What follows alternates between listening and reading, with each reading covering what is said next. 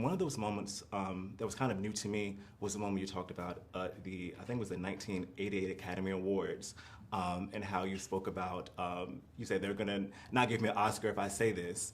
And then it was so interesting to me that you said that the press didn't really talk about it, that happened in that moment.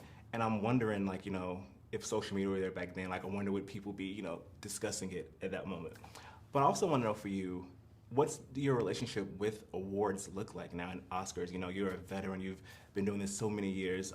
What would you describe that relationship between like accolades and, just doing things for your fans and just because you want to? Yeah, I've never done anything because I was trying to get an award for it.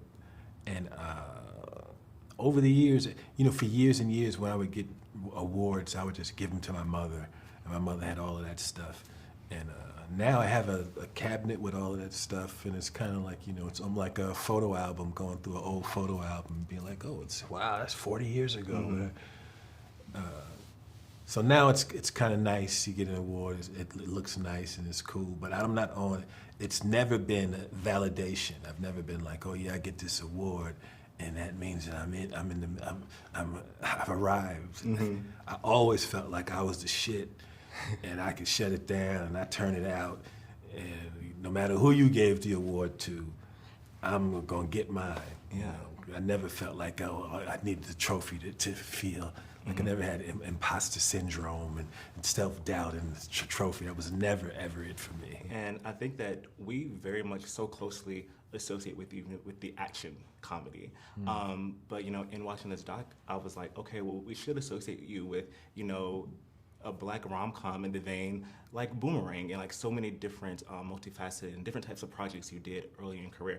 And I still think that kind of persists to this day with the different projects you're choosing, the ones you've done recently, the ones you have coming up. So I want to know, as your career goes on, have you thought differently about the ways you want to do different projects? Has that changed over the years? No, I've always tried to do different types of things. And one of the reasons that I blew up when I did and the way I did and for as long as I have is because I do different stuff. I never kept it in one place,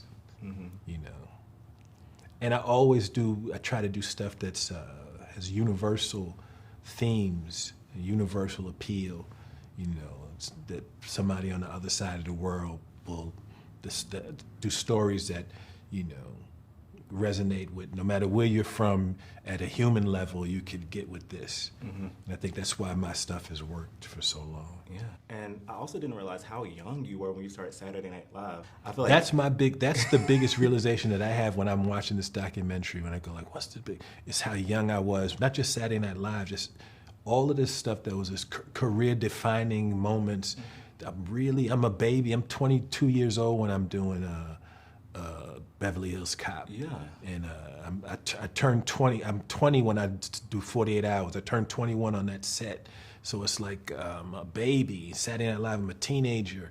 And now I look back on it, I'm like, Jesus Christ, I was just a little baby out there. Yeah.